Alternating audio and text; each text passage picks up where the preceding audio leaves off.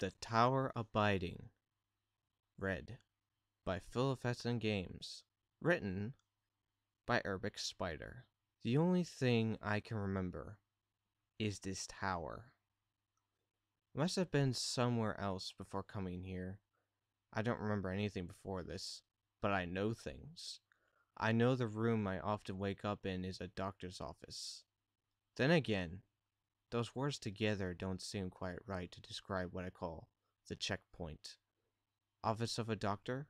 Maybe? The doctor's study? It was warm and homey, covered in shelves crammed full of books and knickknacks. I wonder why I call them that. Little objects and shapes with no discernible purpose. Knickknacks. There is a couch nestled in a window nook, but outside the window is nothing but blank white. There's a ball on a stand. Globe? Yes, a white globe that sits by this couch. I sometimes spin it when the door is locked. There is a desk piled high with books, each page filled with handwritten scrawl I don't recognize. There is one book that I do know. I think it was blank when I first came here, but I can't be too sure. I don't remember ever arriving here, just being here. Off on its own, there's a cabinet that stretches from the floor to the ceiling. It's as wide as my arms when I hold them out, and made of a dark, solid wood. It's filled with glass bottles with little labels on them, and jars filled with cloudy water, and plants. Vials of powders line the doors, and dried flowers and bags of chopped roots hang from the top. There's one other thing in the room, sitting atop a carved podium in the center of the room. A blood-red phone. I know it's old. I know it's called a rotary phone. Every day it rings. Loud and harsh. It always startles me. It makes my heart pound. I've climbed over the desk and knocked each down side tables just to make it stop. When I pick it up and put the receiver to my ear, I know what to say. I'm here. Sometimes there's a noise after I say this. A scream, a loud crash, a high-pitched tone, a rattling breath. But sometimes there's nothing. I put the receiver back on its cradle, and I hear the click of the door unlocking. If I've knocked anything over in the room, it has been replaced. And sometimes the furniture is a bit different. The window, the globe, the desk, the cabinet, books, and phone are always there, never moving. However, sometimes there's an extra chair or table. Sometimes the shelves look different, or there's an extra pile of books on the floor. After I stop the ringing, I hear the lock click loose. I know it's time to keep going. The stairs sometimes change, but my favorite form is that of a curving stairway. One side curls, flush with the walls of the tower. The other looks down into the gaping maw below. Usually there is a banister, but not always. When I look over the railing, all I can see is stairs winding down, down, down, all the way to eternity. A tiny pinprick of black. It is the same when I look up. A few times I've opened the door and nearly stumbled off, for the stairs were narrow and simply hugged a slender pole, going up the middle of the tower. That's rule number 1, by the way. Be careful. There are a few other rules I've discovered. Don't touch the phone unless it rings. Picking it up will cause the tower to shift and noises to erupt from the other end. The phone will start its harsh ringing and an uproar will erupt from the receiver. The door will lock so you're trapped in the uproar until you collapse in exhaustion. Another rule is don't try to force the door open. The phone will scream at you. There is sometimes a television in a checkpoint. It has a knob you can turn and an antenna you can move. If the door is locked, you can turn the knob and it will light up the room if the lights have gone out. Sometimes it'll show fizzing black bits and white too. If you stare at them long enough, you sometimes will see things. It is a good way to pass the time if you're waiting for the phone just to ring, or you get to a checkpoint early and aren't tired yet. Just make sure you turn it off when the door unlocks. If you leave the room with it on, it'll start to growl in a low humming sound. It'll get louder and louder until it's filled up your head with this buzzing roar until you fall down and turn it off. Those are the last two rules. Don't sleep on the stairs. You'll wake up with wounds and bruises. It'll slow your progress for a while, and you don't want to be caught in the stairwell after dark. Finally, go up. If we're down, uh, don't know why, but when the phone rings and the door unlocks, you should never, ever go lower than the checkpoint. I get uneasy even turning around to turn off the television. The one time I took a step lower out of curiosity, I knew that I had done something terribly wrong. I jumped back up to the landing and sat down, unable to move for quite some time. The checkpoint door locks behind you, so eventually I had to force myself to trudge upward until I reached the checkpoint again. It has always been the same basic room, and my own book always lay on the desk, but somehow I feel like I'm making progress. Every day is the same. I open my eyes and I'm in the checkpoint. Sometimes lying down on the couch, sometimes sitting at the desk, sometimes standing by the door, but always at the checkpoint. I wait for the phone to ring. I answer it, the door unlocks, and I climb. Eventually, I make it to the checkpoint again. I watch the television, leaf through the books, or write in my own book until the room darkens and I close my eyes. Then, everything repeats. I don't remember a time that everything was different. Sure, sometimes there would be a new piece of furniture in the checkpoint, or the stairs were somewhat changed, but overall my days bleed from one to another in a ceaseless climb upward. That is, until now. As I climbed up the stairs yesterday, I noticed a second step of echoing footsteps right behind my own. It was barely out of sync with each strike of my own foot on those stone stairs, and I didn't seem in any hurry. That same feeling as when I stepped down and stepped up filled me from my feet to my chest, threatening to reach my fingers into my head. I'm the only one here. I've always been the only one here. But I'm not the one climbing. The staircase was wood to get today. It curled around a central white pillar, accented with an elegant curved handrail and gold brackets. The wood was smooth and cool to the touch. Drawing a smile to my lips, I guided upward. Wooden stairs always seemed more welcoming than iron or stone, and made the stark light that emanated from everywhere and nowhere seem warmer and more welcoming. There were windows on the smooth stone walls. As always, they were blank and white, like someone had built a second wall on the other side. After taking a cautious step, I settled into the rhythm of the new stairs. They were nice, not too steep, but not too shallow. I craned my neck up, noticing I could see a door hovering on the edge of discernible vision. The checkpoint seemed close today. With hope of a short climb, I picked up my pace a little, matching the beat of my footsteps on wood to a song that always hung at the edge of my mind. My grandfather's clock was too large for a shelf, so it stood 90 years only the floor. It was taller by half than the old man himself, but weighed not a pennyweight more. As steady as the ticking of a clock, my footsteps echoed up and down the stairway. I found myself humming along with the words in my head. 90 years without stumbling. Tick, tock, tick, tock. Is life seconds numbering? Tick, tock, tick, tock. But it stopped. I stopped. Short. A footstep echoed. I had moved. Cold dread filled me as I stood motionless. I strained against the silent buzzing of still air, but heard no more footsteps. I slowly continued to walk, this time listening for any deviant echoes that trailed behind me. Craning my neck upward, I squinted towards the checkpoint. It seemed the stairs were tricking me today. Though I had gone up quite a bit, the checkpoint had barely moved.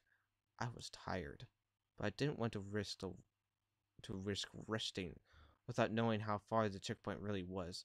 I blinked, and the stairs wavered, flickering closer to the central pillar as it twisted itself tighter as it rose. I frowned, looking down at my feet as the pleasant wood drained into the cracks of emerging stone. The same quivering fear that filled me when I took that step towards the lower floors rose to my throat. As if running from a rising tide, I rushed up the stairway, ignoring the handrails in fear of them faltering or changing. A second set of footsteps echoed seconds and inches behind my own as the tide of dread rose faster, licking at my heels and biting at my ankles. With another blink, the air waved and the stairs sunk into a flat landing where I stood panting. The echoes footsteps had stopped and a heavy silence had draped itself into the stairwell. I sighed and slowed to a stop, catching my breath and looking around. I found my eyes pulled towards the way I came, and the ocean of dread that rose behind me almost tangible. With a shuddering sigh, I forced my eyes away and looked towards the checkpoint. It didn't seem as far up as it had been earlier, but I pushed my excitement down, knowing that it might very well move again. With breath and composure restored, I stared up those stairs again. It had been a long time since the stairs had been so active in their changes. Usually things didn't change while I was on the stairs, instead waiting until checkpoints to morph. By this time, the stairs had slid flush with the center pillar, roping toward upward in a tight spiral. I kept my fingertips grazing the stone walls. It was nice to have walls on both sides instead of just one.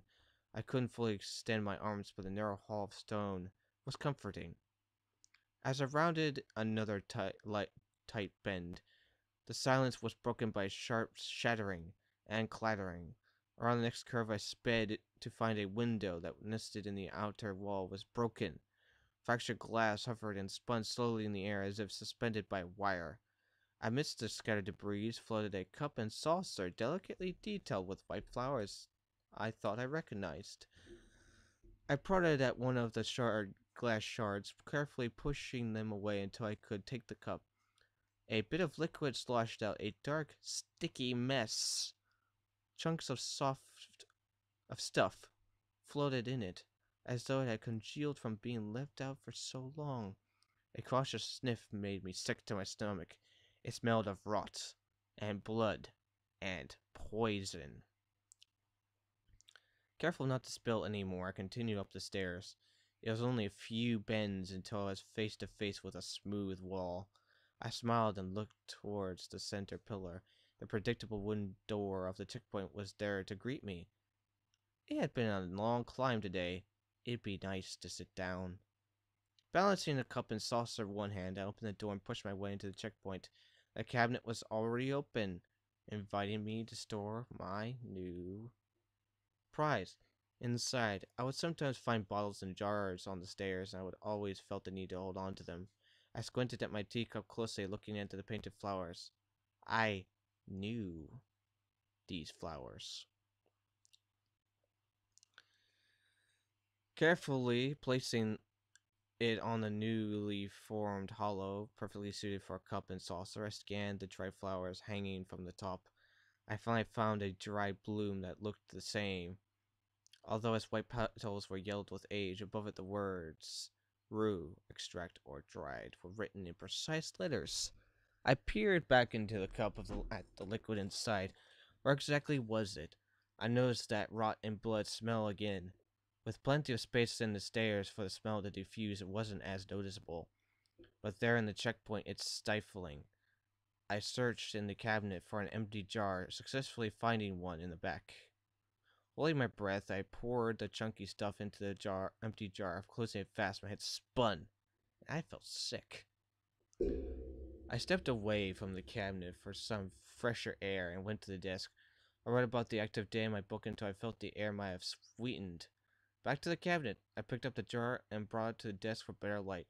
The mixture seemed somewhat layered. Sharp red slurred around dark chunks and bits of pinkish film. I frowned and held it up to the dull light of the window, but it didn't seem to change anything. Just in case it disappeared, I described both the cup and liquid in great detail, and attempted to sketch the cup, but it wasn't the best, but it would get the point across. The light of the tower dimmed, progressing steadily to darkness. I closed the book and hurried my way to one of the couches. I don't trust that the room stayed the same in the darkness, and I didn't want to stumble around in the dark. I could just distinguish the shape of the couch when the room descended into pitch. I felt my way across the room until my fingers touched familiar fabric, and I lowered myself onto it, down in a sigh, happy to finally. I was by the door. I wish I was asleep instead. Ignoring my wishes, the phone rang, clamoring for my attention with its dark scream. When I answered it in my usual way, I heard a screeching cry and troubled coughing. I stiffened, knowing better than to try to hang up before the phone was finished. The screaming dwindled to a sob, a cry, and a whimper, and nothing. Finally, the merciful sound of a sharp note played through the phone, giving me permission to hang up. Unlike the other calls, this one sent chills down my spine. Something about that withering life, full of suffering and pain, finally ebbing away, frightened me. I rubbed my eyes and looked around the room. It had been ransacked somehow between my blinks. The furniture that was always in the room was still intact, but the extra tables, chairs, and couches were torn and flipped over. The cabinet had been opened and its contents spilled out in the room. The rot and blood and poison mixture from the jar was sprinkled along the trail of dried plants that had snaked its way to the floor. The foul smell was unleashed into the room, stronger than it had ever been. I gagged and covered my nose as I followed the trail out of the checkpoint. The stairwell was dim today, narrow and wrapped around a thin pillar. As I traveled, it was made of iron grating, and the stairway seemed to widen as it went up. I couldn't see anything past the stairs and wondered how large the tower had gotten. The free side of the stairs opened to darkness, and I knew I'd have to be careful without a handrail. There was no sound of a sickening trail on those stairs. I steeled myself with a deep breath before looking down. The trail led me out of the checkpoint and had turned down the stairs, which twisted down to the darkness. I couldn't tell if it widened as it went down or not. Dread nipped at my ankles as I started up to avoid it. I hadn't got up more than a few hundred feet when the second set of footsteps appeared, as always just an instant behind my own.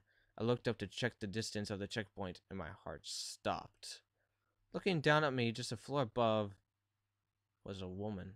Her eyes were ringed with tired bruises, and they widened at the sight of me. Or should I say, my own eyes widened at the sight of my reflection. I flattened myself against the pillar while my doppelganger took off up the stairs. I only heard a few of her steps before silence took over. It was as if she simply disappeared. Or she had stopped and was waiting between me and the checkpoint. I knew there were other people like me. I don't remember ever seeing anyone else. But just as I knew the names of the things in my room, I knew that I wasn't the only person. I tried in vain to remember what other people looked like, but all I could recall were my own blurred features from one of the checkpoint's occasional mirrors. However, the reflection I had just seen was sharp and perfect as lifelike as a twin. I still hadn't moved. The idea of meeting myself was too much. Slowly, I moved my eyes down the rot and blood and poison trail. I crawled up the stairs, looking like a trail of something being dragged downward. My gaze went back up. Which would be worse? Following the foul trail into the trembling darkness below, or continuing upward to the checkpoint and my other? The smell from the trail was turning my stomach, pulling the ball of sickness upwards into my throat. I swallowed it down and hurried upwards, pushing my soon burning legs until they trembled and twitched. My hands met flat wall, and I instinctively turned and threw myself into the checkpoint door, crashing into the room and falling to the floor. The nausea finally receded into the pit of my stomach, freeing me to gulp down lungfuls of air as I lay on the cold floor. The checkpoint was bare today. Only the phone on its podium and a single chair furnished the room. A book filled with daily scribblings was crumpled on the floor. As it had been carelessly tossed, I picked it up and looked around the room. Where was my cabinet? Clutching the book to my chest, I inspected the walls of the room. It wouldn't be the first time I had found a hidden alcove in the checkpoint. However, the walls were flawless and bare. Was actually relieved when the lights began to dim. The checkpoint hadn't provided me with a pen to write in my book with, so I had little to do other than pace the tiny room the chair wouldn't have to do for tonight. It was a simple wooden chair, the type that was used with a desk or a table, not the type to curl up and snooze.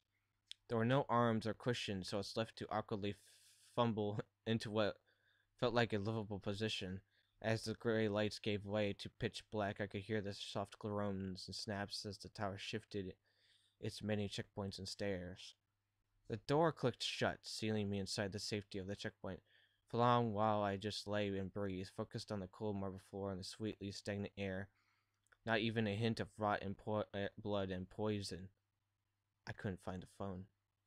It screamed and screamed, but I couldn't find it. The door and its frame stood in the otherwise empty checkpoint. The room stretched to the horizon, fading into an empty gray as its floors melted into the distant nothing. No ceilings, no walls, no phone. With adrenaline burning my insides, I threw myself against the door. A tattoo of bangs sounded from the other side, each strike to the door accompanied by a cracking of wood and a booming voice demanding entrance. The tower was angry. With a resounding roar, a crack spider webbed across the door's surface, crackling and spitting the paint. A brain chill flared in my stomach as I ran in the other direction, trying to keep my footing as the floor began to tilt upward in an attempt to dump back to the door. With a defiant scream, I pushed my legs faster, scrambling up the incline with all the strength I had. I had resorted to crawling on my hands and knees when I saw something at the corner of my eye, the smallest of flaws in the perfectly empty room. A ragged gasp escaped my lips as I changed direction and crawled towards it on bloodied knees and palms. With a groan, the floor shuddered and began tilting back into its original position. The phone had still screamed, and the booming voice still punctuated the violent tattoo against the door behind me, but at least I had a fighting chance. Back to my feet, I ran towards the growing shape of my cabinet. The splintering of wood grew louder. The door bulged outward, and a crack echoed through the empty door. Where is she? I had no choice.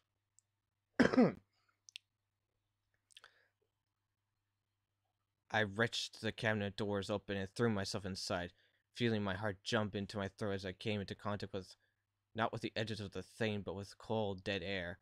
I teetered. I slipped. I fell. It was dark. Deep, black darkness. So thick and inky it felt as though it had substance, like I was falling through a thick syrup.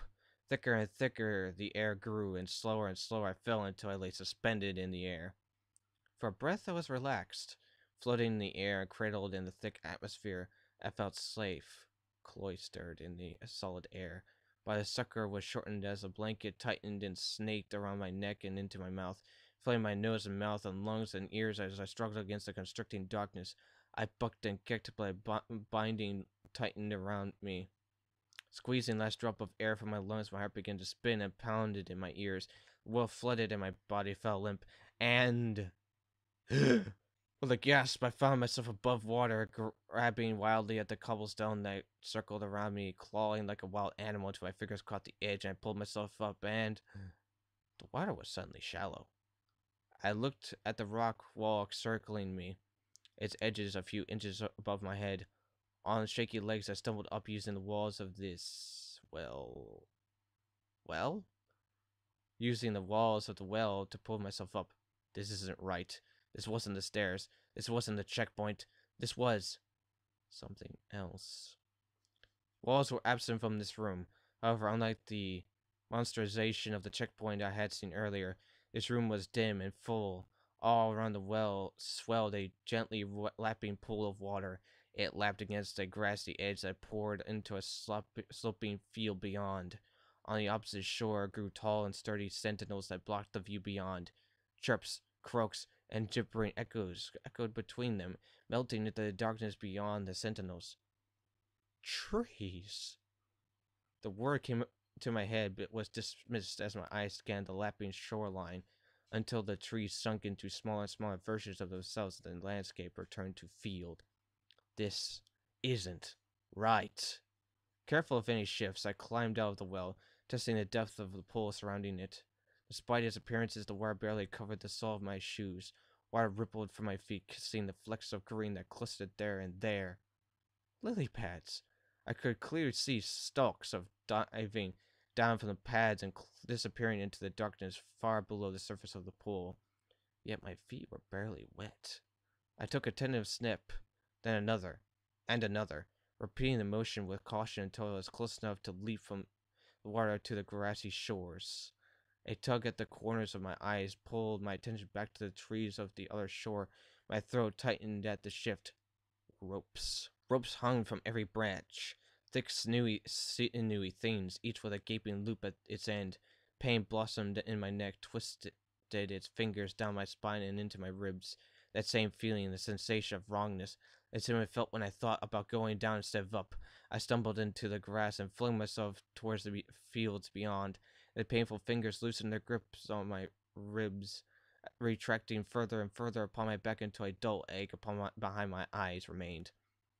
I glanced over my shoulder, back into the rope-strewn woods. Those sharp, throbbing fingers of pain branched down to my ribs again, squeezing my lungs until I jerked my head away. I could breathe again. With a cold stone of unease settled in my stomach, I turned my attention to the endless fields beyond. The grass was stuck still, only moving when I brushed it aside. The stalks slowly returned to their original place with a slow deliberateness reminiscent of a Venus flytrap. I didn't want to go back to the ropes. I squinted into the distance, far, far off. Past where the grass blurred into haze was a massive shape. It seemed more blurred than the rest of the horizon. Shuddering and waving through it was underwater, as though it was underwater. There wasn't much choice. I couldn't stay here. I had to get to the checkpoint. What if it got dark? This place felt more dangerous than the stairs, more open, and so distant from the familiarity of the stairs and the safety of the checkpoint. When I looked at the roped trees, it was all too similar to the feeling that twisted in my stomach as I thought about going down instead of up.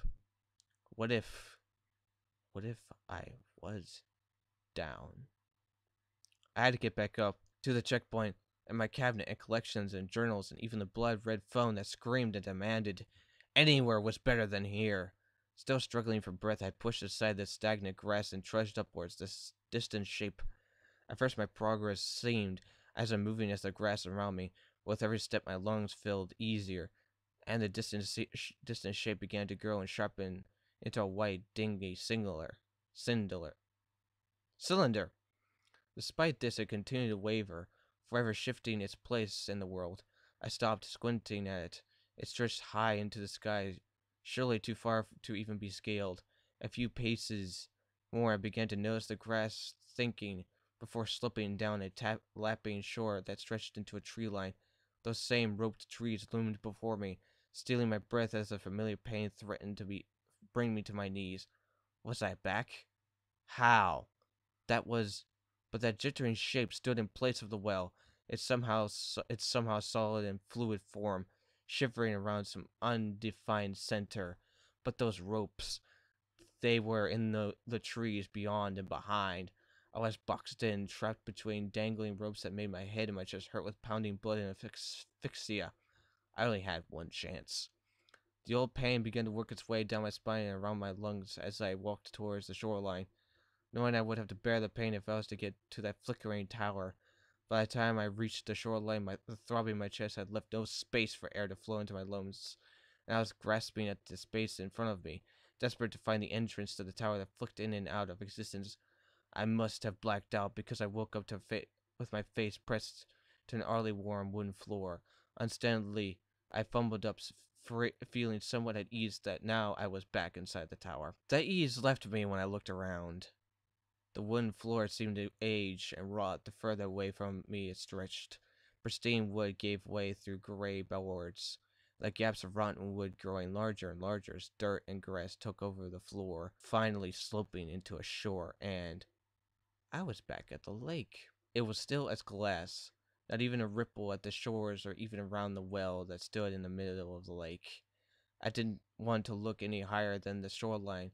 What if the trees were still there? The trees on those choking ropes. I mustered my courage and dragged my eyes upward, preparing for the worst. But instead of trees and ropes, rough-hewn stone walls surrounded the area. I sighed in relief. I was still inside the tower. I was still down. But that could easily be rectified with the stairs that curved upward from the shore. I walked around, skirting away from the too still water to access the base of the stairs, but I stopped short at sight of what was waiting on the stairs. A child, a very young, maybe 4 or 5, with the short hair of a girl, with too few years for it to be long. Most of her head was covered with a sun hat that seemed to be a few sizes too big for her, and she wore a very fancy dress, bursting with lace and petticoats and ribbons. She looked just like me. How long had I been here? The girl. I? The other me looked from her velvet shoes, and a resounding sense that I should leave gripped me.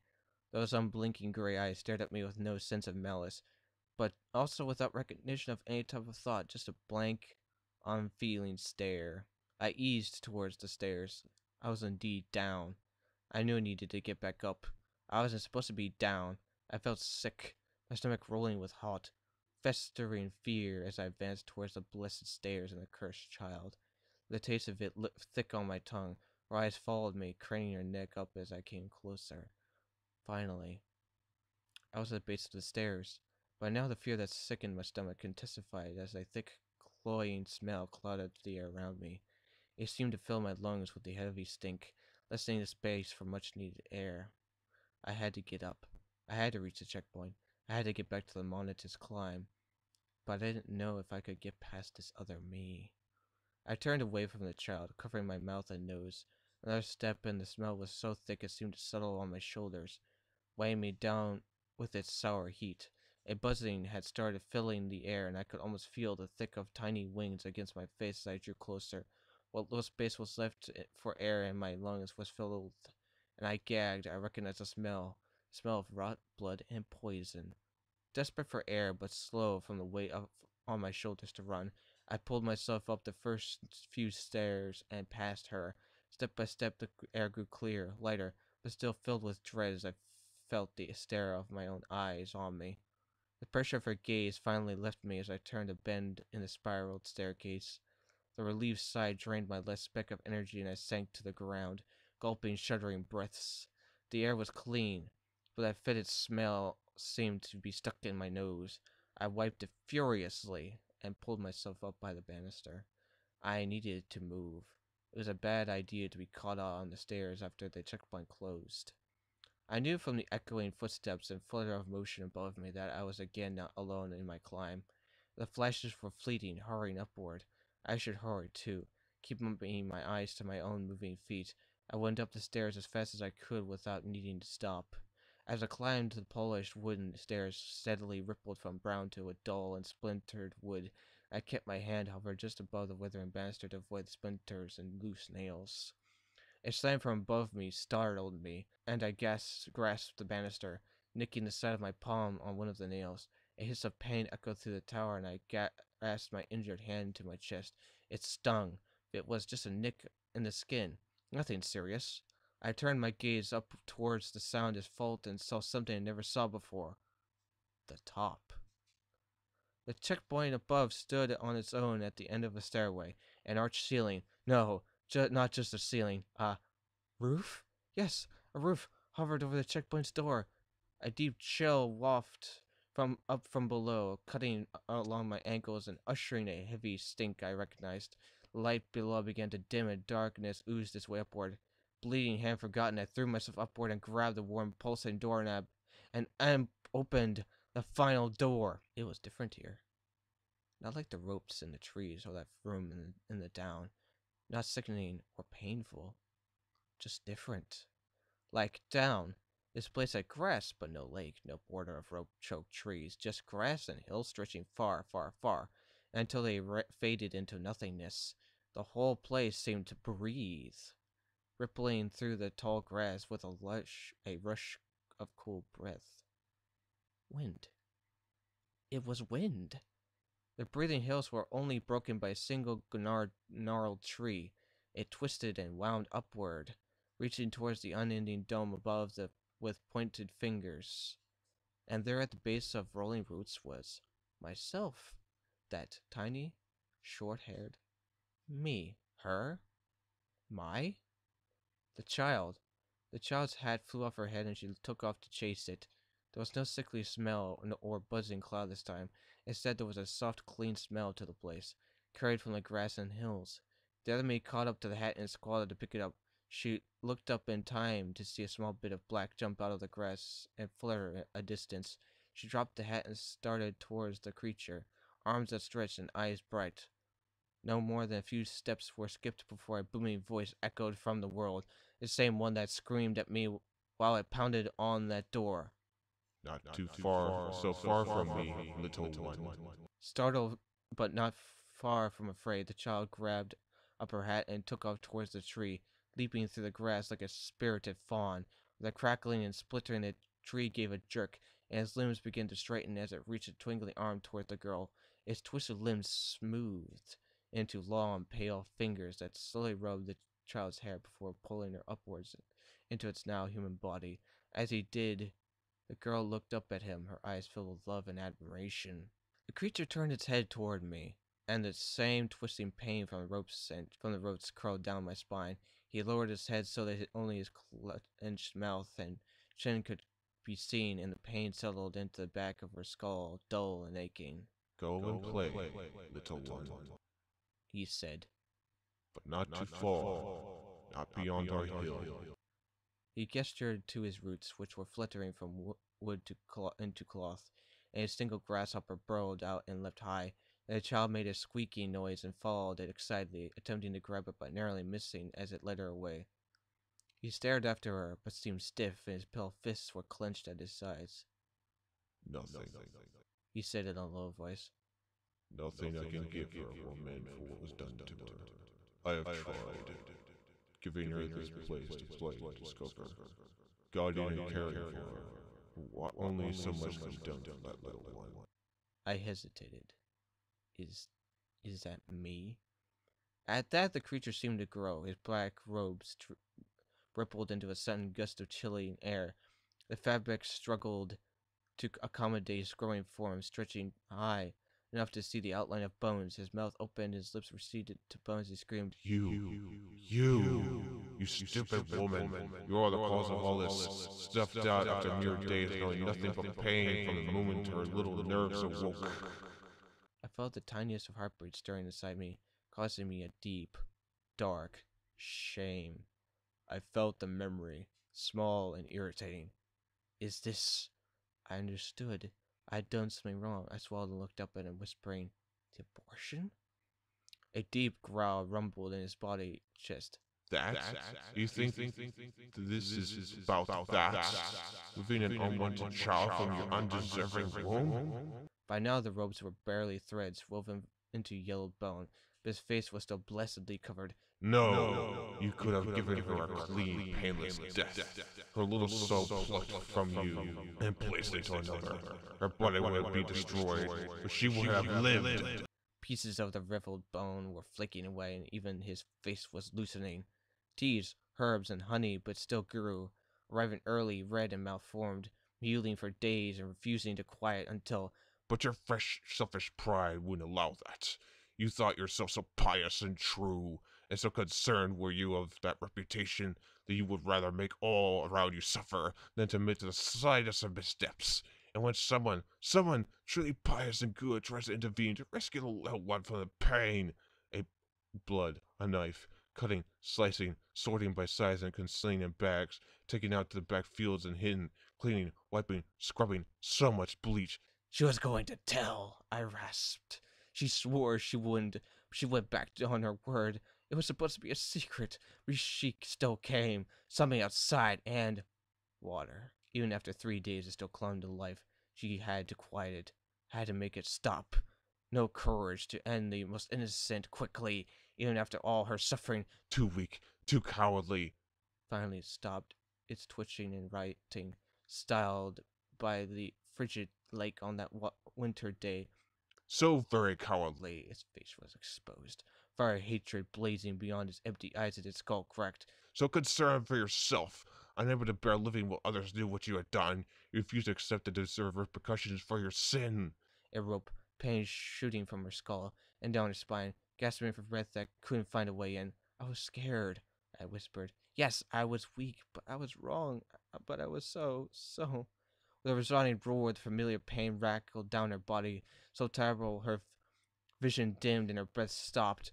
A whipping breeze swirled around her, pieces nicking her skin and tearing her clothes. The creature howled above the wind. So much damage you inflicted, so much bloodshed and pain weeping, yet you still say, I. She could no longer hear the crackling and splintering of bone as the creature shifted from its form. No longer human and no longer anything that should exist. It heaved with some unknown effort, now a huge, grotesque amalgamation of mismatched bones and tendons. The fire behind its eyes was ablazing, and now its cervine skull fractured and lowered, with a weight of stretching and crackling anglers. A fine splintering sounded as bone erupted from the creature's curving spine, twisting and splintering into some broken reflection of dying bird. The creature's scream racked its bones, causing them to shudder and clutter against one another.